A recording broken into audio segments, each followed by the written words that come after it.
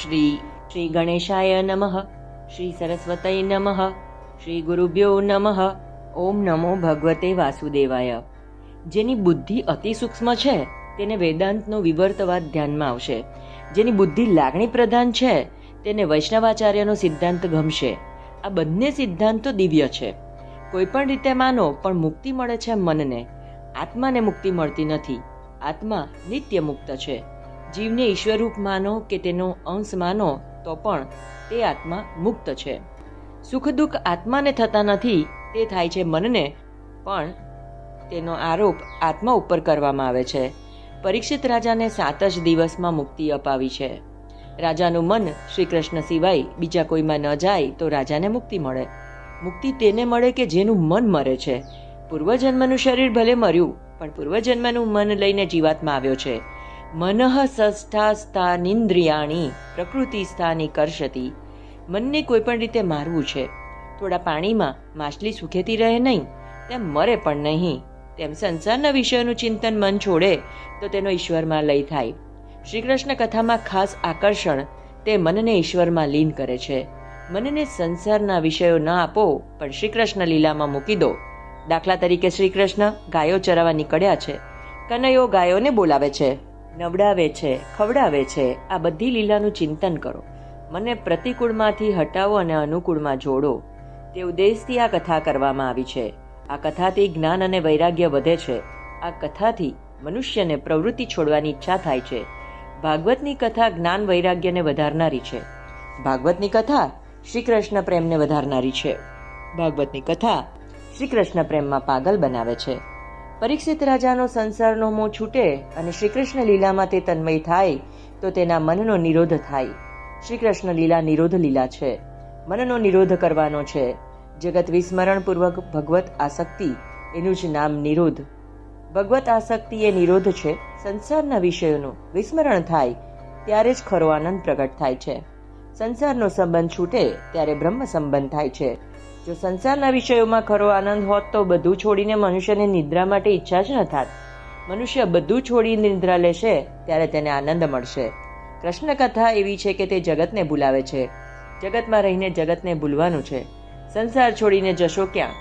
જ્યાં જાઓ ત્યાં સંસાર સાથે છે. સંસાર છોડીને જવાનું નહીં, પણ સંસાર મનમાંથી કાઢી નાખવાનો અને સંસારમાં રહેવાનું. સંસારને છોડવાનો નથી, પણ મનમાંથી બહાર કાઢવાનો છે. સંસારમાં રહી સંસારથી અલગ થઈ જવાનું છે. ભાગવતની કથા સંસારને ભૂલાવે છે. આ કથામાં ભૂખ તરસ ભૂલાય છે. 10મ સ્કંદની શરૂઆતમાં શુકદેવજીએ પરીક્ષિત રાજાની પરીક્ષા કરી છે.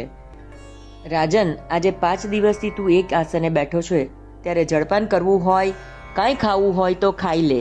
પરીક્ષિત રાજાએ સુંદર જવાબ આપ્યો છે, ભગવાન, અન્નની તો શી વાત કરવી, મેં તો જળનો પણ ત્યાગ કરી દીધો છે. તો પણ તે અસહ્ય ભૂખ તરસ કે જેને કારણે મેં મુનિના ગળામાં મરેલો સાપ નાખી પાપ કરેલું, મને જરા પણ ત્રાસ આપતા નથી. કારણ કે તમારા મુખ કમળમાંથી નીકળતા શ્રી હરિકથા રૂપી અમૃતનું હું પાન કરી રહ્યો છું. કથાના રસપાનથી હવે મને ભૂખ તરસ લાગતા નથી. સુખદેવજી આ સાંભળી ખુશ થયા. રાજા છે તો જિજ્ઞાસુ અને સુપાત્ર. રાજાએ પરીક્ષા પાસ કરી છે. કથામાં તેની તન્મયતા થયેલી છે. કથામાં આવી તન્મયતા થવી જોઈએ. શ્રી કૃષ્ણ કથામાં અનાયાસે સંસાર ભૂલાય છે. શ્રી કૃષ્ણ કથામાં જગત ભૂલાય છે.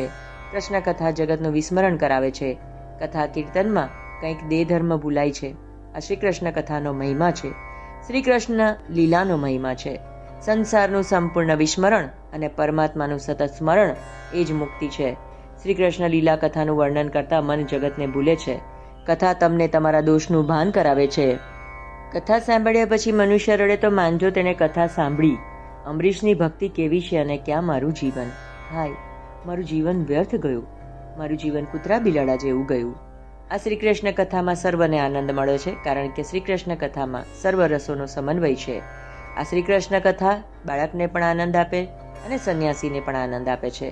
શ્રી કૃષ્ણ બાળક સાથે બાળક, યુવાન સાથે યુવાન છે. શ્રી કૃષ્ણ જ્ઞાની સાથે જ્ઞાની અને યોગી સાથે યોગી છે. શ્રી કૃષ્ણ ભોગી છે પણ રોગી નથી. ભોગી હોવા છતાં તેઓ યોગી છે. સાધારણ નિયમ છે કે જે ભોગી હોય તે રોગી થવાનો જ. એકાદશ સ્કંદમાં વર્ણન આવે છે કે શ્રી કૃષ્ણ 125 વર્ષે સ્વધામમાં પધાર્યા ત્યારે પણ માથાનો એક વાળ પણ ધોળો થયો ન હતો. મનુષ્યનું મન કોઈ પણ રસમાં ફસાયેલું હોય છે. આ કથામાં પ્રેમ રસનો આનંદ છે, બાળલીલામાં હાસ્ય રસ છે, રાસલીલામાં કરુણ રસ તેમજ શૃંગાર રસ છે. ચાણૂર, મુષ્ટિક, કંસ વગેરેને મારે છે ત્યારે વીર રસ ઝળકે છે. કોઈ પણ રસમાં રુચિ હોય તો આ કથા સર્વને ગમે છે.